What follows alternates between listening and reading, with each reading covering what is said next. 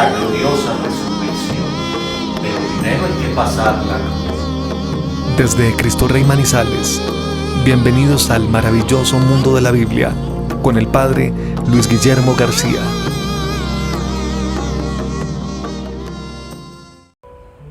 Noche de lunes, noche del maravilloso mundo de la Biblia.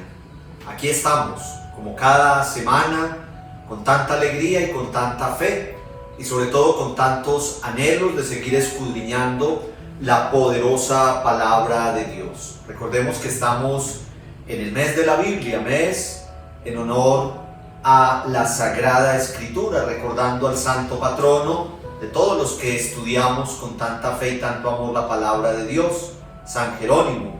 Estaremos hablando de él al final de este mes y nos ponemos bajo su intercesión en esta noche. Desde la parroquia de Cristo Rey, en la ciudad de Manizales, llegamos hasta todos ustedes para compartir estas enseñanzas simples, sencillas, pero queriendo siempre sumergirnos, como digo yo, zambullirnos en este maravilloso mundo de la Biblia. Hoy terminamos los libros de Reyes y por lo tanto terminamos la historia deuteronomista, esta historia que iniciamos con el libro de Josué, con la conquista de la tierra prometida. Luego estudiamos el libro de Jueces, los libros de Samuel y terminamos con los libros de Reyes, que llevamos ya con el de hoy 4 encuentros dedicados a esta historia del pueblo de Israel, historia de la época de la monarquía y, como veremos hoy, también historia del ocaso de esa monarquía, que terminará con la destrucción de la ciudad de Jerusalén, la devastación, el destierro, el pueblo que es exiliado, es llevado a Babilonia. Sean pues todos muy bienvenidos. Como siempre, vamos a iniciar poniéndonos en las manos del Señor, invocando la presencia del Espíritu Santo, haciendo un breve momento de oración, porque es lo más importante. Yo siempre se los voy a decir, ustedes allá en casa, no solamente en el momento en que vean esta enseñanza, sea en vivo y en directo, cada lunes a las 7 de la noche, hora de Colombia, o en el momento en que la vean en la semana, que queda subida en nuestro canal de YouTube, Cristo Rey Manizales, siempre lo más importante es la oración. El resto vendrá, los conocimientos, el entender, el saber qué es lo que Dios nos quiere enseñar a través de su poderosa palabra, todo eso irá viniendo, pero siempre y cuando nosotros lo primero que hagamos sea invocar el Espíritu Santo, hacer un poquito de oración. Ojalá ustedes allí tener la Biblia abierta, ojalá con una velita iluminada en este ratico, tener un altar especial para la palabra de Dios, es lo más importante, y el Señor ya nos va mostrando el resto. En el nombre del Padre, del Hijo y del Espíritu Santo. Amén. Espíritu Santo, Espíritu bueno, Espíritu de Dios, gracias porque esta noche nos permite nuevamente congregarnos virtualmente para seguir creciendo en el conocimiento de tu poderosa palabra. Te pedimos que abras nuestro entendimiento para comprender el mensaje de salvación que aquí tenemos, pero sobre todo te pedimos que muevas nuestra voluntad para que en nuestra vida diaria, en nuestro quehacer cotidiano, hagamos todo y solo aquello que tú esperas de nosotros. Que estas enseñanzas que recibimos de tu palabra sean no solamente para nuestra mente, sino y sobre todo sean para nuestro corazón. A propósito del momento de decadencia de la monarquía de Israel, allá después de haber estado en el momento de esplendor, te pedimos, Señor, que nos regales la fidelidad a tus mandatos, para, siendo obedientes a tu llamado, podamos siempre seguir recibiendo tus bendiciones. Salmo 112, versículos del 1 al 4. Dichoso el que honra al Señor. Dichoso el que respeta al Señor y se complace en sus mandamientos. Su descendencia será poderosa en la tierra. La raza de los hombres buenos será bendecida. Abundarán las riquezas en su casa. Su rectitud permanece para siempre.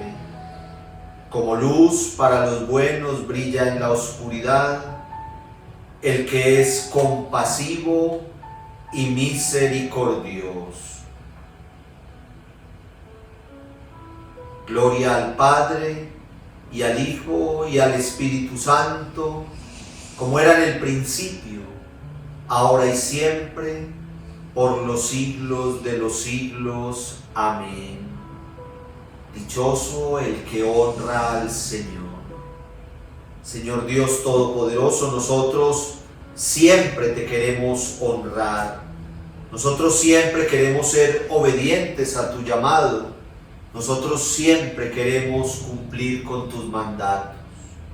Sabemos que ahí está la verdadera bienaventuranza y la verdadera alegría, como nos lo recuerda el salmista en este Salmo 112. Mientras Salomón fue obediente a tus mandatos, fue bienaventurado. Cuando Salomón se salió de tu plan, cuando fue infiel, cuando quebrantó la alianza, empezó la desventura en su vida y en su pueblo. Por eso, Señor, te pedimos que a nosotros nos ayudes siempre y en todo momento a ser fieles, a caminar con lealtad y rectitud por tus senderos. Esta noche, Señor, danos la palabra oportuna. Pon en cada uno de quien está siguiendo esta enseñanza aquel mensaje que tú quieres para nuestro corazón. Danos obediencia y danos fidelidad. Y esta noche háblanos, Señor, a través de esta enseñanza que vamos a tener. En el nombre del Padre, del Hijo y del Espíritu Santo. Amén. Continuamos en ambiente de oración. Leer la palabra de Dios, estudiar la palabra de Dios, siempre será en ambiente de oración. No hay otra manera, porque es el libro sagrado, es la historia de la salvación, es la hoja de ruta para llegar al cielo, es el mensaje que Dios nos da a nosotros para que caminemos según su querer y su voluntad. Entonces, estos 50 minuticos que vamos a estar aquí reunidos serán siempre y sobre todo en ambiente de oración. Dos preguntitas que dejamos de la tarea hace 8 días del ejercicio personal. Primero, ¿dónde está en Crónicas la profecía de Natán? Yo les decía, cítenla, pongan el texto exacto, la cita donde la encuentran. Ustedes se dieron cuenta que está en el primer libro de Crónicas, son 2 libros de Crónicas, los empezaremos a estudiar el próximo lunes si Dios quiere. En el primer libro de Crónicas, en el capítulo 17, todo ese capítulo 17, versículos del 1 al 27, allí está la profecía de Natán. Yo les pongo aquí entre paréntesis que es igual a aquello de 2 Samuel 7 que estudiamos nosotros muy bien aquí. Recordamos que la profecía de Natán es cuando el profeta a través de un sueño recibe el mensaje para llevarle al rey David, y es que de su descendencia saldrá el verdadero Mesías, el Salvador. Lo estudiamos aquí a profundidad y les insistía yo a ustedes que es un texto de esos del Antiguo Testamento fundamental, necesario para entender el Nuevo Testamento, para entender los Evangelios, para entender todo lo que gira en torno al nacimiento del Mesías, del Salvador. ¿Por qué tanta alegría y tanto festejo con el nacimiento del Mesías, del Salvador? Pues porque se cumple la promesa anunciada desde antiguo, la promesa hecha por Dios a David a través del profeta Natán. ¿Cómo será de importante que entonces se repite tal cual? En Primera Crónicas capítulo 17 está exactamente igual a 2 Samuel 7. Yo les decía que hicieran ahí un poquito la comparación y ustedes se dan cuenta que es tal cual. Luego, ¿qué nos dice el capítulo 29 del primer libro de Crónicas respecto a cómo finalizó el reinado de David? Todo lo muestran de una manera como fue. una manera deslumbrante, una manera resaltada totalmente. Finaliza con la entronización de Salomón como rey, pero todo en un contexto de esplendor y de gloria, exaltando a David como el gran rey. Ciertamente relata la entronización de Salomón como rey, es decir, el que sucede en el trono a David, pero el primer libro de Crónicas allá al final quiere sobre todo llamar la atención en el esplendor del reinado de David. Eso es lo que yo quería pues que nos quedara como muy claro allí. Lo vamos a estudiar en Crónicas, pero es como para mostrar siempre la importancia, el fundamento, la esencia del reinado de David, porque ahí comenzó todo. Luego con Salomón llegará, como lo hemos estudiado nosotros ya, estamos simplemente repasando, llegará a su culmen, llegará a su esplendor total, pero todo por un cimiento que hay sembrado, que es precisamente el reinado de David. Recuerden ustedes, nunca se les vaya a olvidar. Yo siempre les digo que de todo esto que hablamos aquí, habrá muchas cosas que a ustedes se les olviden. No se van a aprender de memoria. El Padre hable y hable y hable aquí durante una hora, a veces un poquito más, a veces un poquito menos.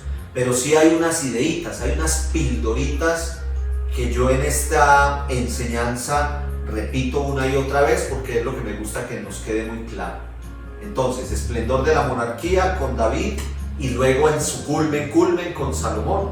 Pero luego, como vamos a leer hoy el texto, después de ese pecado de idolatría, de infidelidad que meditamos el lunes pasado, pues entonces viene la decadencia de ese reinado, viene la decadencia de la monarquía y por lo tanto va llegando a su final la historia deuteronomista.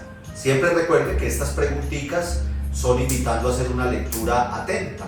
Nos podemos adelantar diciendo esta noche que 1 y 2 Crónicas nos van a hacer como un resumen de todo lo que hemos estudiado hasta ahora. Es como una recopilación de toda esa historia de salvación desde la creación hasta el momento del exilio. Todo eso lo veremos nosotros como resumido en 1 y 2 Crónicas. Va a ser casi como una síntesis de todo lo que hemos venido estudiando hasta el día de hoy. Muy rápidamente, ubicarnos en lo que hemos meditado en estos lunes anteriores, sobre todo en el último lunes, referente a 1 y 2 de Reyes. El lunes pasado nosotros nos centramos, y por eso lo pongo aquí con rojo, perdón que es que hoy he tenido un día de hablar y ya la garganta a esta hora va llegando a un cansancio. Lo que les pongo con rojo es lo que ya vimos muy bien. Vimos el pecado de Salomón, lo meditamos a profundidad, lo reflexionamos el lunes pasado, prácticamente toda la hora estuvimos en esa historia del pecado de Salomón. En el capítulo 11 yo creo que la estudiamos lo suficiente.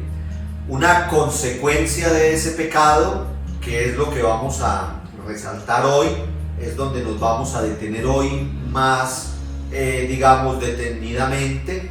Y luego vamos también ya hablamos de Elías y hoy vamos a mencionar también al profeta Eliseo. Entonces, dentro de esto de 1 y 2 Reyes, ya estudiamos el pecado de Salomón, ya estudiamos también todo lo referente a Salomón invocando la sabiduría, estudiamos el esplendor de Salomón. Luego, entonces, el lunes pasado, el pecado de Salomón, estuvimos hablando un poquito al final de nuestro encuentro, leímos el texto de lo referente al profeta Elías y hoy vamos a ver un poquito al profeta Eliseo, que les decía yo a ustedes que Elías y Eliseo son como ese paréntesis dentro de la historia, profetas no escritores, sino que estuvieron en la acción, predicando, pero también actuando, mostrando con su manera de vivir pues toda esa fe en el único Dios verdadero. Y luego veremos entonces propiamente el destierro, la devastación, la destrucción de la ciudad de Jerusalén y el salir exiliados hacia Babilonia. Muy bien, entonces veíamos nosotros hace 8 días que Salomón comete el pecado de la idolatría, que se junta con mujeres de culto extranjero y termina promoviendo, no solamente cayendo en el culto idolátrico que estas mujeres practicaban, sino que además lo promueve en su reino, introduce ese culto pagano en su reino. Con la muerte de Salomón se da la división del poder. 10 tribus del norte siguen a Jeroboam, que es un funcionario de la corte real, y una tribu, la de Judá, sigue a Roboam, que es el hijo de Salomón.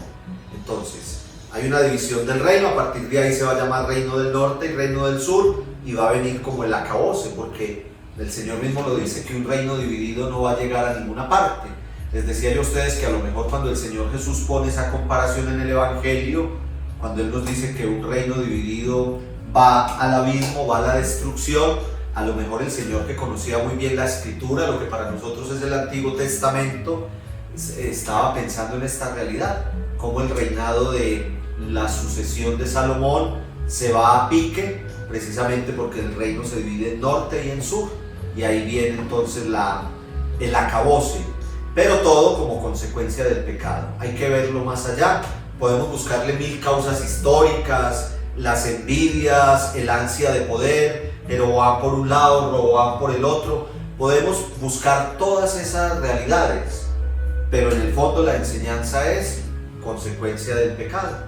Salomón llegó a su vejez y murió, pues todavía ahí con el reinado funcionando. Digamos que Dios, por toda esa época de esplendor que había tenido, esperó a que fuera la muerte de Salomón, pero luego se da la consecuencia advertida por él, y es que la idolatría, la infidelidad, salirnos del camino de Dios, no cumplir sus mandatos, siempre van a llevar a la destrucción y nos vamos a negar a la bendición.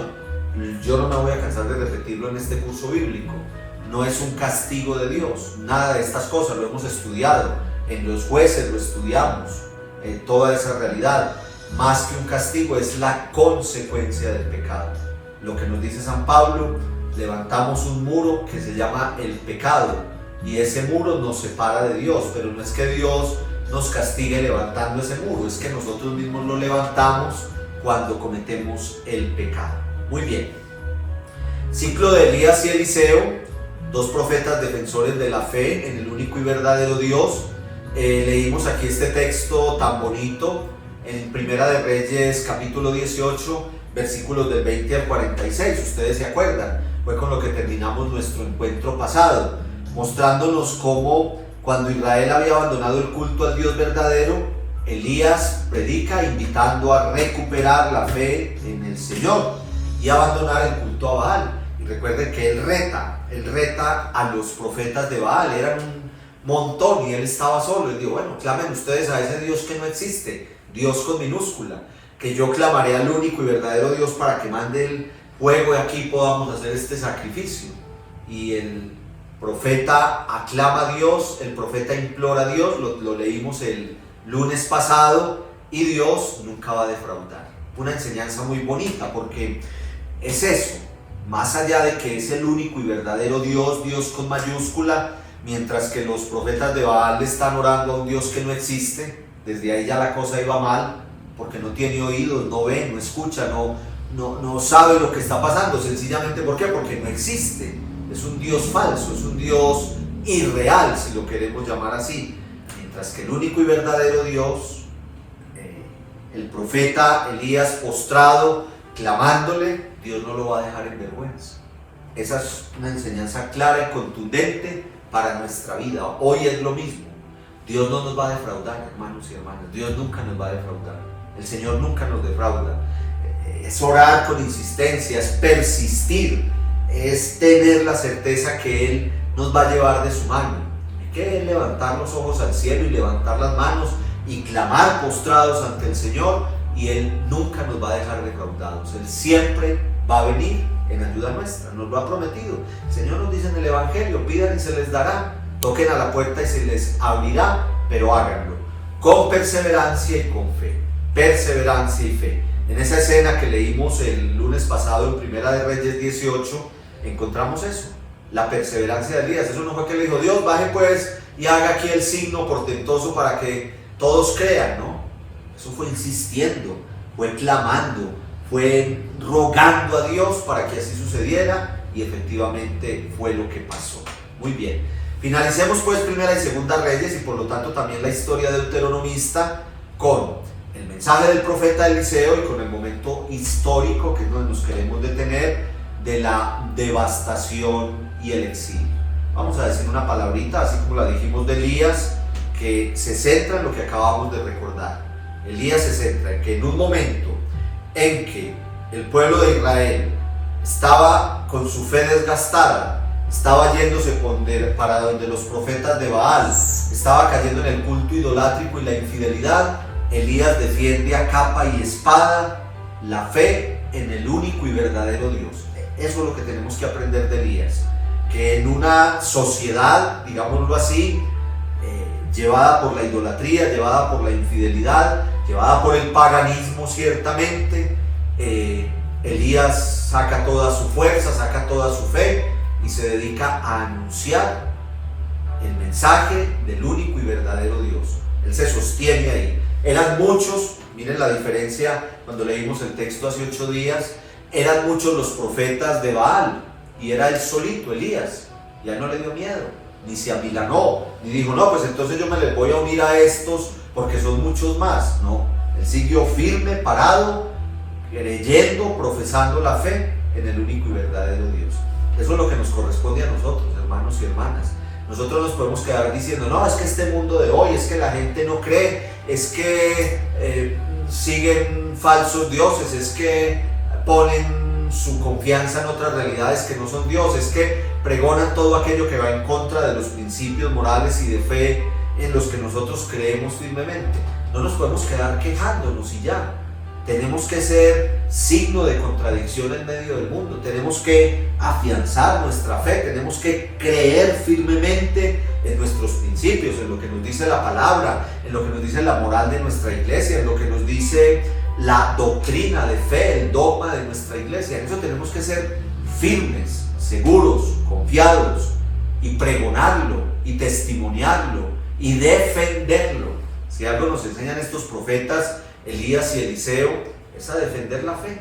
Hoy en eso hay que reconocerlo, somos un poquito débiles, nos cuesta defender nuestra fe. De pronto por allá detrás de la puerta de la casa sí decimos, ay no, es que yo sí creo en Dios, es que yo sí creo en los verdaderos principios, es que yo defiendo la sana moral, pero la defiendo allá escondidito en mi habitación. No se trata de pelear, no se trata de discutir, pero sí se trata de tener una claridad en nuestras verdades y en nuestros conceptos para anunciarnos y para defendernos y para fortalecernos en ese seguimiento y en ese pregonar la fe en el único y verdadero Dios, como lo hizo el profeta Elías. Bueno, yo me voy emocionando y entonces ahí nos vamos yendo con el asunto, pero es que la palabra de Dios es así, es una hermosura y nos muestra esta realidad. Ustedes me lo repiten cuando nos vemos, cuando me saludan en la puerta del templo, los que son de por aquí cerquita, otros me lo escriben por ahí en el correo, pero es así, no ha cambiado nada. Hoy necesitamos profetas Elías, profetas Eliseos, necesitamos seguridad en la fe, necesitamos defensa de la fe. Eso es lo que necesitamos en el mundo de hoy y es lo que nos enseñan estos libros bíblicos. No ha cambiado nada. Muy bien, entonces el mensaje de Eliseo lo encontramos entre el capítulo 2 y el capítulo 13 del segundo libro de Reyes. Imagínense si son importantes estos profetas. Yo vuelvo y les digo, apréndanse eso que es un dato bíblico, son profetas no escritores. Ustedes tienen allá en la Biblia y los vamos a estudiar nosotros aquí en uno de nuestros módulos. Vamos a estudiar a todos los profetas escritores, todos los que quedaron aquí en nuestra poderosa palabra. Pero tenemos estos dos super personajes de la época de la monarquía, en esa época de la decadencia de la monarquía, defensores de la fe, que son no escritores, porque lo que nos cuentan los libros de Reyes son las hazañas que ellos realizaron, la defensa de la fe, el mensaje que transmitieron. Del profeta Eliseo entonces tenemos desde el capítulo 2 hasta el capítulo 13 del segundo libro de Reyes. Usted ya lo encuentra en su Biblia. Digamos que su nombre significa Dios ha dado ayuda. Es discípulo de Elías. Usted encuentra ahí, lo primero que encuentra en el capítulo 2 es eso, que Elías termina su misión en esta tierra y Eliseo lo sucede, continúa con la misión de defender la fe en el Señor como el único y verdadero Dios. Todo ese capítulo 2, no lo vamos a leer nosotros aquí ahorita porque pues se nos iría mucho tiempo, pero todo ese capítulo 2 de Segunda Reyes nos muestra esa sucesión de Elías a Eliseo. Sigue con lo mismo, con la diferencia que Eliseo va a hacer milagros. Eliseo, o Dios a través de él, va a realizar unos milagros muy interesantes. Usted léase, o si yo creo que ya se lo leyó, pero léase ese capítulo 2 de Segunda Reyes, donde empieza el ciclo de Eliseo y donde nos cuenta que Elías es arrebatado al cielo, una escena muy bonita, y que entonces Eliseo lo sucede. Eliseo queda con el manto de Elías porque es el encargado de continuar con su misión. Los estudiosos de la Biblia dirán que en este texto lo que hay es un pasarle como esa unción, es como pasarle toda la gracia que tiene el profeta Elías, ya a la hora de irse para el cielo se la pasa a Eliseo para que él continúe con toda la misión, y efectivamente así lo hará. Leamos nosotros a partir del versículo 19 hasta el versículo 19 de Segunda Reyes. Nos habla de esa sucesión, del paso de Elías a Eliseo, y a partir del versículo 19 ya propiamente Eliseo en función. Los vecinos de la ciudad dijeron a Eliseo: la situación de la ciudad es muy buena, como ve mi señor, pero las aguas son malas y esterilizan la tierra. Estaban viviendo un momento bonito de esplendor, pero no tenían agua, el agua esterilizaba la tierra. Eliseo les dijo: tráiganme una olla nueva con sal. Cuando se la trajeron, fue al manantial, echó la sal en él y dijo: así dice el Señor, yo purifico estas aguas, en adelante no causarán muerte ni esterilidad. Y el agua quedó purificada hasta el presente, conforme a la palabra de Eliseo. De Jericó, Eliseo fue a Betel. Según iba por el camino, unos chiquillos salieron de la ciudad y se burlaron de él, diciendo: sube calvo, sube calvo. Él, dirigiéndose hacia ellos, los miró y los maldijo en el nombre del Señor.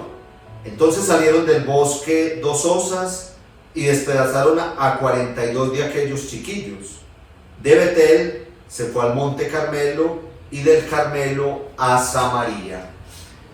2 acciones realizadas por Eliseo. Ustedes me van a decir, una buena y una mala. ¿Me podrían decir eso? La buena, el agua que esterilizaba, el agua que era impura, con Eliseo ir y echar la sal y hacer la oración de purificación, dice que hasta el momento actual esa agua es pura. El otro es como una acción simbólica que nos quiere contar la palabra para ver todo el poder que podía tener el profeta, pero en realidad es más un simbolismo para mostrar toda su autoridad y todo su poder.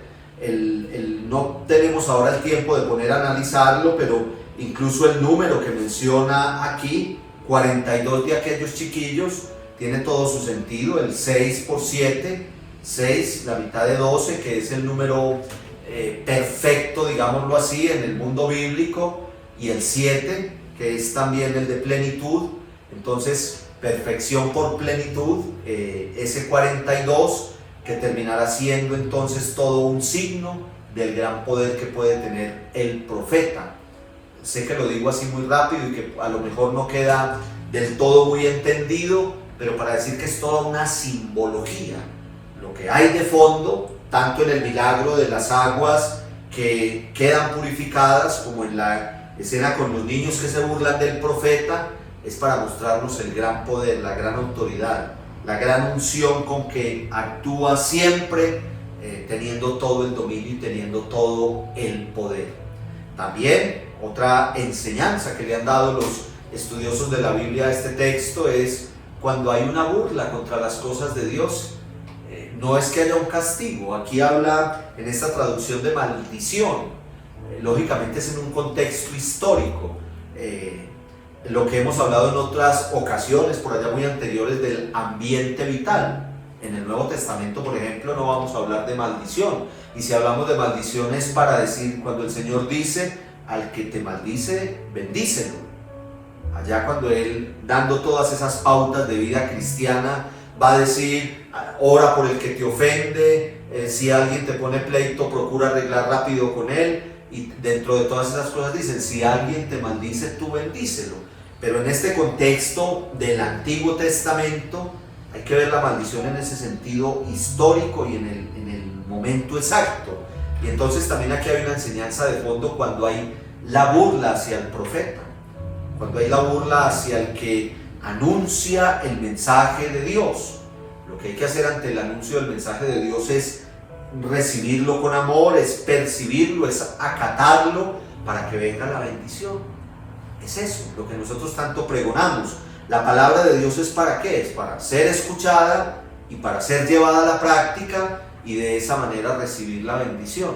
Pero si yo lo que hago es burlarme, blasfemar, salirme de ese plan que tiene la palabra, pues entonces me estoy cerrando yo mismo a la bendición. Lo que decíamos ahora con el pecado, que nosotros mismos levantamos el muro para esa relación con Dios. Entonces aquí pasa lo mismo. En este milagro de Eliseo hay un mensaje de fondo diciendo, hombre, si es el profeta, si es el que anuncia el reino, si es el que anuncia el mensaje de Dios, no nos podemos burlar de su mensaje. Lo que tenemos que hacer es recibirlo y acogerlo pues con toda la fe para que Dios mande toda la bendición a nuestra vida. Muy bien. Devastación y exilio. Llegamos al... He hablado un poquito rápido lo de Eliseo, porque estos 20 minuticos que nos quedan, 20-25 minuticos, pues los vamos a dedicar a hablar de la devastación y el exilio para también sacar una conclusión general de una y segunda Reyes, primera y segunda Reyes, pero además de toda esta historia deuteronomista que hemos venido estudiando y que hoy terminamos para darle paso a la historia del cronista. En la sucesión de reyes llega un periodo de impiedad y de infidelidad, como ya lo vimos, ese periodo final de Salomón, en el que el pueblo se aleja cada vez más de los caminos del Señor. Segunda Reyes finaliza precisamente relatando en el capítulo 25 que Judá es invadida por los babilonios. Asedian a Jerusalén, la destruyen, deportan a los que han sobrevivido. Vamos a leerlo para que lo entendamos mejor. Yo les digo a ustedes aquí mucho y dirán, no, para el Padre cada texto es el más importante y el fundamental de toda la Biblia. Cuando vimos por allá el drama del paraíso, cuando vimos los relatos de la creación, cuando vimos el diluvio universal, cuando vimos a Caín y Abel, por citar algunos textos, cuando vimos la liberación de la esclavitud, cuando vimos el paso del Mar Rojo y el empezar a caminar por el desierto hacia la tierra prometida, cuando vimos la alianza. Estoy citando momentos históricos y textos bíblicos que ya hemos estudiado. Miren todo lo que hemos estudiado nosotros en un año, es una maravilla. Podemos hacer una lista y la vamos a hacer en estos días de esos grandes temas, de esos momentos fundamentales en la historia de la salvación. La entrada a la tierra prometida, imagínense ustedes, la renovación de la alianza con la asamblea ya en el libro de Josué. Todos esos momentos históricos son fundamentales, pero este que vamos a estudiar en estos 20 minuticos es clave para entender toda la Biblia. El momento de la devastación, del exilio, y luego cuando estudiemos el retorno, que lo vamos a estudiar muy bellamente en Esdras y en Nehemías, cuando el pueblo puede retornar del exilio. Debemos tener en la mente lo que vamos a leer hoy. Luego vamos a ver una y dos crónicas, y cuando veamos Esdras y Nehemías en esa historia cronista, tenemos que tener muy en la mente y en el corazón este relato que vamos a leer hoy, porque van muy unidos, porque así como hay una destrucción de la ciudad, una devastación, todo se fue al piso, los que sobrevivieron se los llevaron exiliados. Así como existe esa realidad y todo lo que el pueblo vivió en el exilio, pues hay un retorno, hay un regreso, hay una reconstrucción y una restauración. Serán las dos palabras o las dos acciones claves: reconstrucción de todo lo material y restauración. del pueblo de Israel, recuperar su fe, recuperar su culto, recuperar su oración en el templo, recuperar su calidad de pueblo de Dios. Pero nos estamos adelantando mucho porque primero viene el momento funesto, viene el momento de la destrucción, de la devastación y del exilio. Ya sabemos por qué se dio, ustedes ya todos son expertos por qué se dio. Se dio la devastación y el exilio, ¿por qué? Por el pecado de Salomón, por la infidelidad. Capítulo 11 de Primera Reyes, que lo leímos hace 8 días, ahí está la clave de todo. Un texto, si usted anote en un papelito esos textos claves. Primera y Segunda Reyes. Primera Reyes capítulo 3, cuando Salomón pide sabiduría.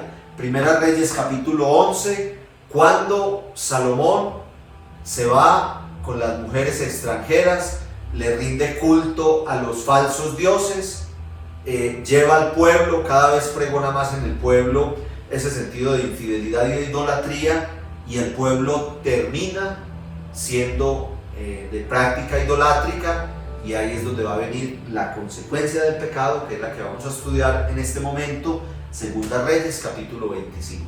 Entonces usted Segunda Reyes capítulo 25 la tiene que leer con Primera Reyes capítulo 11, porque son esas dos realidades: infidelidad, idolatría, promover la infidelidad y la idolatría en todo el imperio, en todo el reinado, y vendrá la consecuencia de ese gran pecado de infidelidad y de idolatría, que es el que vamos a estudiar a continuación.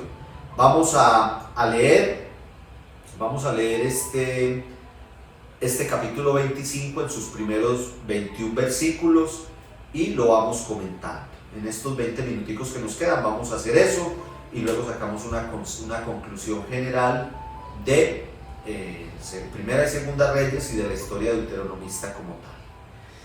Capítulo 25 de Segunda Reyes. El año 9 del reinado de Sedecías, el día 10 del mes 10. Ya ustedes saben, ustedes son expertos. Cuando habla así la Biblia, nos está dando una fecha.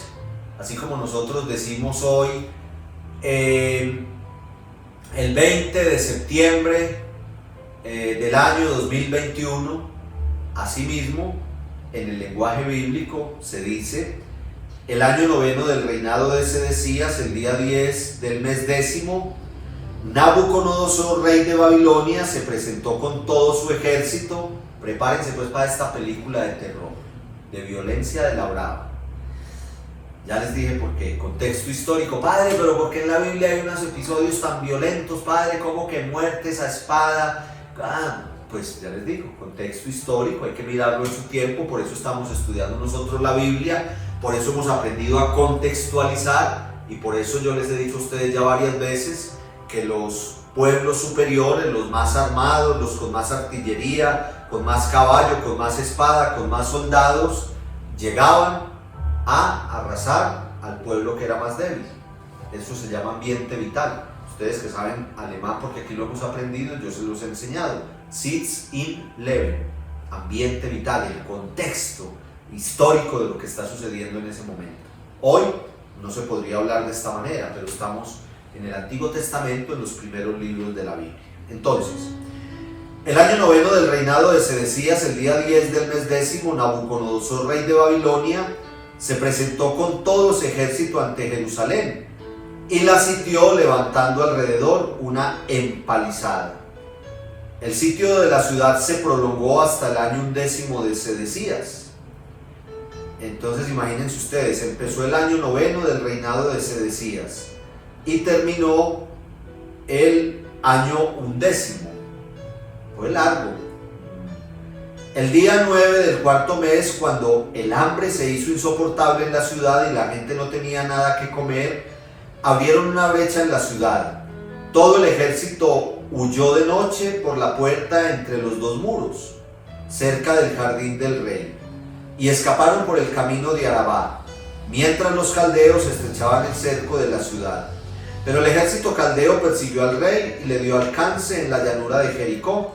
Entonces todas sus tropas se dispersaron, apresaron al rey Sedecías y lo llevaron a Riblá ante el rey de Babilonia, y allí le comunicaron la sentencia. El rey de Babilonia ordenó que degollaran a sus hijos en su presencia, y a él le sacó los ojos, lo encadenó y lo llevó cautivo a Babilonia. Hay que poner hoy al principio de este encuentro que con un lenguaje no apto para menores de edad, porque la cosa se pone violenta, pero vuelvo y les digo, he entendido en su contexto vital. Padre, ¿por qué la Biblia habla? ¿Cómo que le sacó los ojos? ¿Cómo que mató a los hijos delante de él y después le sacó los ojos? Ambiente vital, contexto histórico de la ocupación, cuando llegaba el pueblo superior a invadir al otro pueblo. Entonces miren esta connotación para que aprendamos daticos del contexto histórico. Hemos hablado aquí nosotros que, recuerden cuando estudiamos el esplendor de Salomón, yo se los contaba, se los explicaba. Una de las cosas que hacían los reyes en sus ciudades era encerrarlas en los muros. Tenemos las murallas de Cartagena, por ejemplo, y tenemos esas ciudades amuralladas, todavía hoy existen, donde quedan esas ruinas y esos vestigios de las ciudades amuralladas. Ahora imagínense en este tiempo, que estamos hablando muchísimo antes de Cristo. Entonces, acuérdense que Salomón levantó el palacio real, el gran palacio, levantó el gran templo de Jerusalén, pero también cercó la ciudad en murallas para protegerla, y estaba la puerta de la ciudad. Por la puerta de la ciudad salían y entraban a buscar víveres, al comercio, a todo, pero esa puerta se cerraba para evitar la invasión del enemigo. Era como una casa, Usted tiene su casa bien encerrada en paredes y hay una puerta para salir y entrar. Eso mismo pasaba a un nivel más amplio, amurallando la ciudad. Entonces, hasta aquí, ¿qué hemos leído? Que llegó el ejército babilonio a sitiar a Jerusalén. Por más de 2 años la tuvieron sitiada. ¿Y qué era sitiar? Era hacer un cordón, hacer un cerco alrededor de las murallas y sobre todo en el lugar de la puerta, para que nadie pudiera salir, ni a buscar víveres, ni a buscar comercio, a nada podían salir. Imagínense ustedes, para que lo entendamos bien, que a uno en la casa le pasara eso, que usted tuviera un enemigo muy fuerte y su enemigo se pare con toda la artillería en la puerta de su casa y no lo deje salir. Pues llega el momento del desespero. Usted los primeros días aguantará, pero con el pasar del tiempo usted tiene que salir, porque se le acaban sus víveres, se le acaban sus provisiones, porque usted necesita salir a buscar lo necesario para subsistir. Eso era lo que hacían en esas tomas de las ciudades. Sitiarlas es el nombre técnico, la sitiaban, la encerraban, hasta le hacían la encerrona, un término que nosotros entendemos bien, hasta que tuvieran que salir, y entonces ahí los tomaban prisioneros, que es lo que acabamos de escuchar. El rey trató de huir por otra parte, hizo por allá un hueco, un túnel, y se iba a ir, pero lo cogieron, y entonces pasó esto que acabamos de leer. Entonces lo primero era ir por el rey, que era la cabeza, era el jefe, era el líder del pueblo. Muy bien, podríamos quedarnos hablando más de esto, pero yo creo que en cultura bíblica se entiende bien lo que acabamos de explicar. Lo que sigue a partir del versículo 8, estamos en el último capítulo 25 de Segunda Reyes. El día 7 del 5º mes era el año 19 de Nabucodonosor, rey de Babilonia, simplemente fechas. Nabuzardán, jefe de la escolta y ministro del rey de Babilonia, llegó a Jerusalén e incendió el templo del Señor, el palacio del rey y todas las casas de Jerusalén. Llegaron a acabar con todo. El ejército de los caldeos que estaba a su mando destruyó las murallas de Jerusalén. Nabuzardán, jefe de la escolta, llevó cautivos a los sobrevivientes que quedaban en la ciudad, a los desertores que se habían pasado al rey de Babilonia y a todos los demás. Solo dejó alguna gente del pueblo para el cultivo del campo y de los viñedos.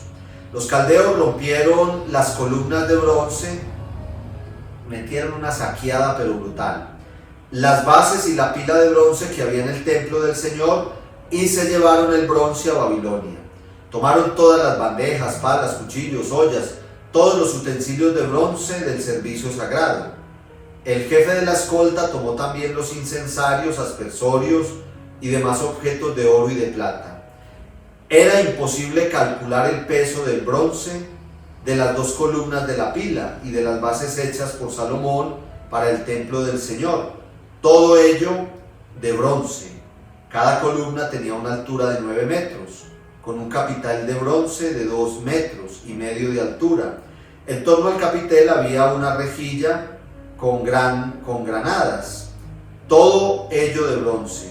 La segunda columna era igual. Simplemente está describiendo lo portentoso del templo de Jerusalén. Hoy nos podemos hacer una idea de cómo era el templo de Jerusalén, arqueológicamente hablando, precisamente por esta descripción.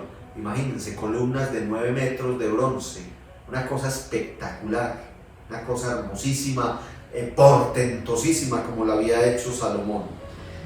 El jefe de la escolta hizo prisioneros al sumo sacerdote Serayas, al sacerdote Sofonías, que le seguía en dignidad, a los 3 guardias de la puerta, al oficial que mandaba a los soldados y a 5 consejeros del rey que fueron encontrados en la ciudad, al secretario del general del ejército encargado del alistamiento y a los 60 hombres que había en la ciudad. Nabuzardán, jefe de la escolta, los apresó y los llevó ante el rey de Babilonia a Riblá. Y el rey de Babilonia los mandó a matar en Riblá, en la región de Hamat. Así fue deportado Judá lejos de su tierra. Esta misma historia la vamos a mirar en Segunda Crónicas, que son los libros que vamos a estudiar a partir de nuestro próximo encuentro. Miren cómo lo relata Segunda Crónicas en el capítulo 36, versículos del 14 al 21. Del mismo modo, todos los jefes de los sacerdotes y el pueblo pecaron sin cesar, practicando las abominaciones idolátricas de las naciones y contaminando el templo del Señor que había sido consagrado en Jerusalén. El Señor Dios de sus antepasados, en su afán de salvar a su pueblo y a su templo, les envió continuos mensajeros, pero se burlaron de ellos. Ven lo que estudiamos ahora del profeta Eliseo para que se entienda bien. Cuando se burlan de los mensajeros de Dios, pues viene la desgracia, no el castigo, la consecuencia, la desgracia. Menospreciaron sus palabras y se mofaron de sus profetas, colmando así la ira del Señor contra su pueblo, hasta el punto que ya no hubo remedio. El Señor mandó contra ellos al rey de los caldeos, que mató a espada a sus jóvenes en el santuario mismo, sin perdonar a nadie, ni muchacho, ni doncella, ni anciano, ni anciana. Todos quedaron en el poder de Nabucodonosor, que se llevó a Babilonia todos los objetos del templo de Dios, grandes y chicos, los tesoros del templo, los del rey y los de sus jefes. El templo del Señor fue consumido por la llama, las murallas fueron demolidas, los palacios incendiados y todos los objetos preciosos destruidos. Nabucodonosor deportó a Babilonia a los que habían escapado de la espada, los cuales pasaron a ser esclavos del rey y de sus hijos hasta que se estableció el imperio persa. Así se cumplió la palabra del Señor pronunciada por el profeta Jeremías. La tierra descansará asolada durante 70 años hasta que recupere sus años de descanso sabático. Esto que acabamos de leer, Segunda Crónicas 36, 14 a 21. Y lo primero que leímos fue Segunda Reyes, capítulo 25, del versículo 1 al versículo 21. Todo esto que hemos leído, para ir redondeando, para ir terminando, es como nos resume la palabra de Dios, hermanos y hermanas. Entonces, palabras claves: destrucción, devastación y exilio. Esas fueron las acciones. Llegó el rey Nabucodonosor, mandó su gente, mandó su jefe de escoltas, mandó a sus ejércitos aliados. Y entonces, ¿qué hicieron? Sitiaron la ciudad durante más de 2 años, hasta que lograron que el pueblo tuviera que intentar huir. Entonces, cuando intentaron huir, ¿qué hicieron? Se introdujeron ellos, los del ejército de Nabucodonosor, dentro de la ciudad santa, que estaba esplendorosa, que estaba espectacular, que tenía la característica de la época de esplendor del reinado de Salomón. El gran templo, el gran palacio del rey, las grandes murallas, las grandes edificaciones. Todo eso lo arrasaron, incendiaron el templo, incendiaron la ciudad, destruyeron el palacio real, saquearon de una manera horrible el templo de Jerusalén, se llevaron desde el utensilio más pequeñito hasta las grandes columnas de bronce que había allá. Todo quedó en ruinas, todo quedó devastado, muchos murieron a espada. Los que sobrevivieron los tomaron prisioneros y los llevaron exiliados a Babilonia. Esa es la historia.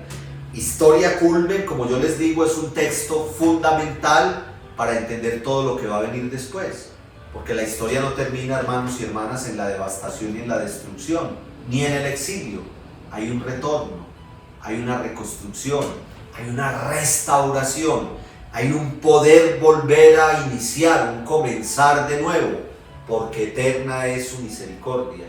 Acuérdense, el final no fue el diluvio, después del diluvio vino la nueva construcción. El final no fue la torre de Babel, que fue destruida, pero el pueblo siguió hacia adelante. Y así sucesivamente. El final no fue el pecado original en el paraíso. Después viene la nueva oportunidad que Dios da, siempre. Acuérdense, es el Dios de oportunidades. Lo hemos estudiado aquí, el principio de oportunidad. Dios no quiere la muerte del pecador, quiere que se convierta y viva. Después de esa destrucción, después de esa devastación, viene la reconstrucción, viene la restauración. Como lo vamos a estudiar en Esdras y Nehemías, no solamente material, no solamente de unas columnas, de unos ladrillos, de unas paredes, sobre todo la restauración espiritual. Vuelven a ser pueblo, se pueden volver a congregar, pueden ir al templo a hacer su oración. Mientras estaban exiliados todo eso se perdió. Lo que más le dolió al pueblo en el exilio no fue ni siquiera que se los hubieran llevado. Lo que más le dolió al pueblo en el exilio es que no tenía templo, no se podían reunir, no podían leer la palabra. Todo eso empezó a desaparecer. Fue la consecuencia del pecado de la idolatría y de la infidelidad. ¿Sí ven hasta dónde llega la cosa? Es que es tremendo. Yo quiero insistir, y por eso hoy pasé rápido lo de Elías, lo de Eliseo, porque yo quiero que nos quede muy clara toda esta realidad del exilio. ¿Por qué el exilio? Consecuencia de la infidelidad, consecuencia del pecado. Fue el resultado de lo que se hizo mal. Acuérdense, ¿en qué fallamos? ¿Cuál fue el error? Pues aquí está la respuesta. En lo que fallamos y en lo que fue el error fue en la infidelidad, fue en quebrantar la alianza, fue en salirnos del plan de Dios, fue en practicar la idolatría. Y ahí viene el fin de la época de esplendor.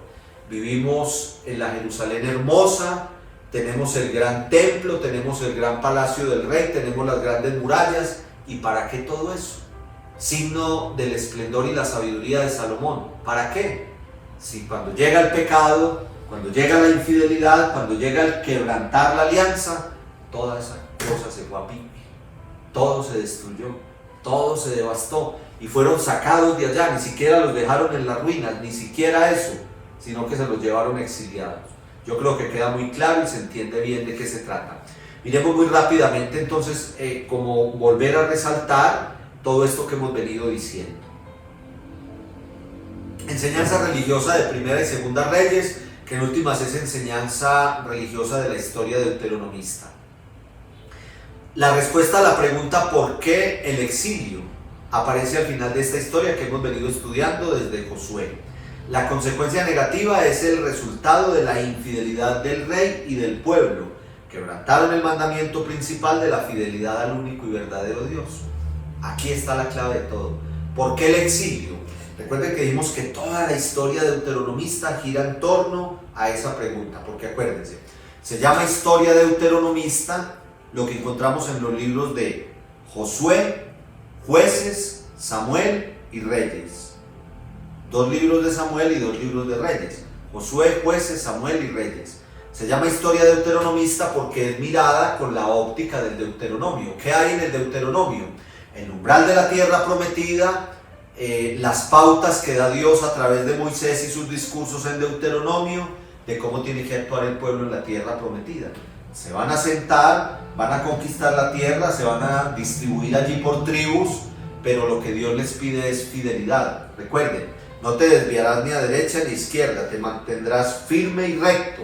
mientras actúes así, yo te pondré delante un camino de bendición. Pero si no actúas así, vendrá la destrucción y la devastación y la desolación. Dios se los había advertido. Y es lo que pasa. Entonces, ¿por qué? ¿En qué fallamos? ¿Cuál fue el error? ¿Por qué si estamos en esta tierra que emana leche y miel, si estamos en la tierra prometida, si todo es prosperidad, si todo es bueno, por qué llega el momento de la devastación, de la destrucción y del exilio? Respuesta: la infidelidad del rey, la infidelidad del pueblo que quebrantó el mandamiento. Dios lo único que le pidió al pueblo fue: manténganse fieles, adórenme a mí como el único y verdadero Dios, no tendrán dioses extraños. Recuerden, ley de santidad, no se mezclarán con las prácticas idolátricas de los otros pueblos. Y fue exactamente lo que hicieron. Fue exactamente lo que hicieron. Yo se los he dicho a ustedes aquí. Es como cuando la mamá le dice al hijo: no se tire por ahí voladero, por ahí se tira. Muy bien.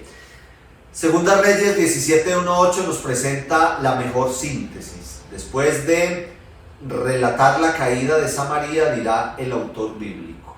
Citamos textualmente: esto sucedió porque los hijos de Israel habían pecado contra Yahvé su Dios, habían reverenciado a otros dioses y anduvieron en las costumbres de las naciones que Yahvé había arrojado de delante de los hijos de Israel.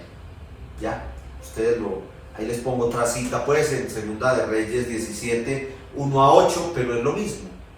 Cuando cayeron en la idolatría, cuando cayeron en la infidelidad, cuando se salieron del plan de Dios, vino el acabose. Muy bien. Dios repetidas veces les había advertido a través de los profetas, lo vimos. Se burlaron del profeta, se burlaron de él, que abandonaran el mal camino y la infidelidad, pero ellos no prestaron atención, fueron duros de corazón. Pecaron con la idolatría, abandonaron a Dios, hicieron falsos ídolos, adoraron falsos dioses. Ahí está la clave de todo. Termina así la historia deuteronomista, hermanos y hermanas, respondiendo a la pregunta: ¿por qué la devastación y el exilio? Respuesta: por la infidelidad a la alianza, por haberse alejado de Dios.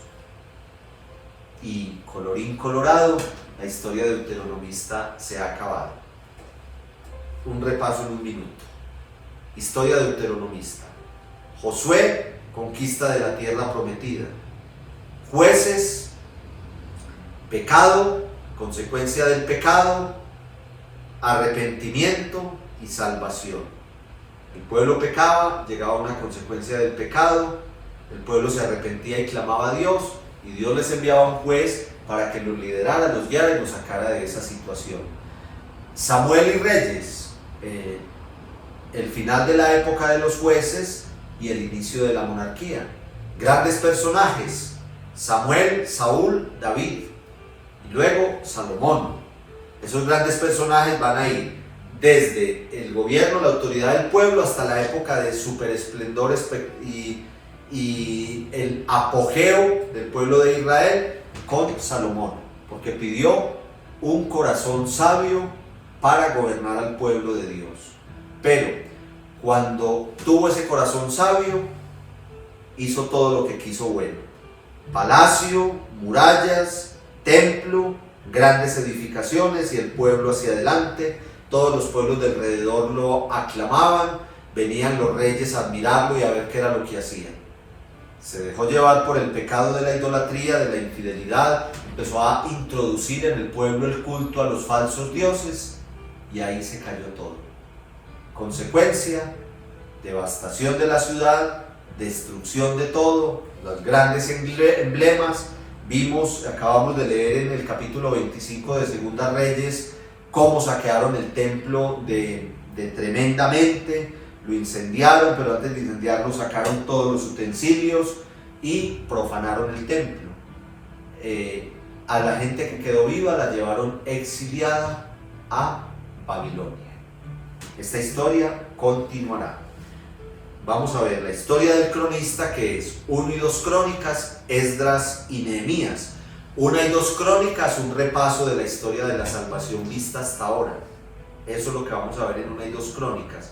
Esdras y Nehemías, la otra cara de la moneda de lo que terminamos estudiando hoy, porque vamos a ver el regreso, el retorno, la restauración, la reconstrucción del pueblo. el pueblo que se reconstruye materialmente, pero que se restaura espiritualmente, porque aquí quedó destruido el pueblo espiritualmente, sin templo, sin donde congregarse, y se los llevan lejos de la tierra prometida. La historia continúa, vamos así. Empezamos en la creación, hermanos y hermanas, miren todo lo que hemos estudiado. Ya estudiamos todo el Pentateuco y ya estudiamos toda la historia deuteronomista. Ahora seguimos con la historia del cronista y luego seguiremos con personajes edificantes y con la revolución macabea. Esto es una maravilla. Empezamos con la creación, aquí, creación, y vamos aquí, devastación y exilio. Y en todo esto hemos estudiado una historia tremenda, con personajes, con lugares, con acontecimientos, que todos ustedes son expertos en ello. Llevamos un año, 39 encuentros, y ustedes son expertos en esta maravilla. Desde la creación hasta la devastación y el exilio, pasando por unos momentos cumbres importantísimos, fundamentales en toda esta historia de salvación. Yo quisiera seguir hablando, pero hay que parar ahí. Esta historia continuará. Yo les decía a ustedes, hace tiempo no se los digo, que esto es como una saga, cada episodio es continuación, lo decimos con todo el respeto a la palabra de Dios, pero vuelvo y les vendo la idea. Miren lo que es estudiar la Biblia así. Primero en orden, lo que se llama orden canónico, desde el Génesis hasta el Apocalipsis. Y segundo, despacio, sin afán. Miren, nos dedicamos 4 encuentros a Reyes, muy duro, muy horrible, ¿no? Quedamos expertos en Reyes. Ustedes dirán, yo no me había dado cuenta todo eso que hay en los libros de Reyes. Por ahí sabía que hablaba algo de David y algo de Salomón. De pronto ese relato de la sabiduría de Salomón, que es el más conocido. Pero yo estoy seguro que ustedes hoy quedan con una conciencia clara de todo lo que hay en Reyes. Una maravilla. Esta historia continuará. ¿Dónde vamos? No se les olvide. Devastación y exilio. Ahí vamos, vuelva y léalo. Vuelva y lea ese capítulo 25 de Segunda Reyes, y si quiere vaya y lea capítulo 36 de Segunda Crónicas, para que entienda muy bien de qué se trata con todo lo que hemos dicho aquí. Muy bien, rápidamente terminamos entonces, que ya llevamos 1 hora de encuentro y la idea es no alargarnos más de 1 hora. Entonces estas 2 preguntitas. Busque en Segunda Crónicas el texto que se parece a Primera Reyes 3, lo de la sabiduría de Salomón. Así como miramos lo del profeta Natán, lo mismo. Así como encontramos lo del profeta Natán, ahora busquemos lo de cuando Salomón pide la sabiduría para gobernar. Lea el texto y mire a ver qué tan parecido es a Primera Reyes capítulo 3. Usted me pone ahí el texto, dice, eso está en Segunda Crónicas capítulo tal, versículos del tal al tal. Pero además de eso, haga una lectura atenta y vaya y vuelva y lea Primera Reyes capítulo 3 y mire qué tanto se parece. Ahora en Segunda Crónicas va a buscar estas 2 preguntitas. ¿Dónde construyó Salomón el templo? Dice el lugar exacto donde lo construyó. El lugar tiene unas características. ¿Dónde lo construyó? Y la fecha en que se puso la primera piedra. Imagínense qué interesante. Lectura atenta de la palabra de Dios. El lugar exacto donde construyó Salomón el templo y la fecha exacta en la que puso la primera piedra. Acuérdese cómo son las fechas en este Antiguo Testamento. En la época de tal rey, en el año tal, No dice allá 20 de septiembre, no. Dice unas características para ubicarnos en la fecha. Entonces, el texto de Segunda Crónicas, que es muy parecido al de Primera Reyes, donde nos habla de la sabiduría de Salomón. Léalos y compárenlos. Y busca en Segunda Crónicas el lugar donde construyó el templo y en qué época se inició la construcción del templo. Se puso allí la primera piedra. Interesante, ¿no? Muy interesante. Muchas gracias por su atención.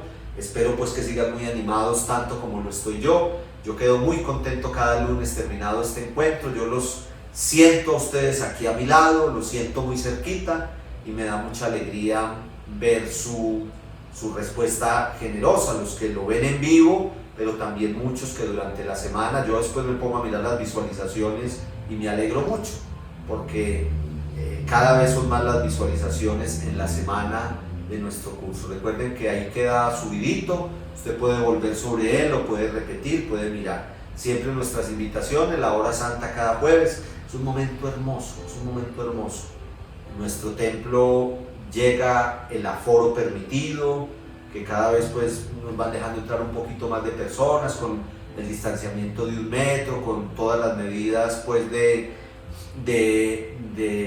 para seguirnos cuidando, pero es muy bonito ver el templo con el aforo permitido, pero también muchos de ustedes que se conectan desde tantos lugares donde yo siempre les saludo, desde otros países, desde otras ciudades.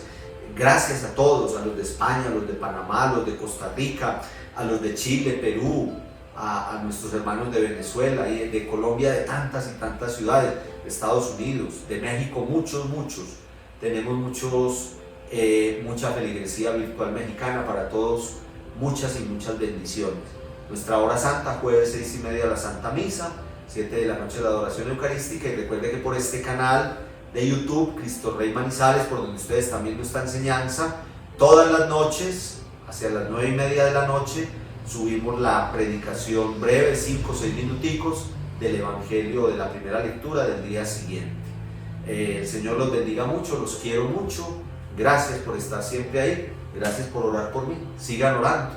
Yo todavía estoy en proceso de recuperación, cada vez me ven mejor, pero todavía falta un poquito y hay que seguir orando para que el Señor siga como hasta ahora llenándonos con la bendición de la salud.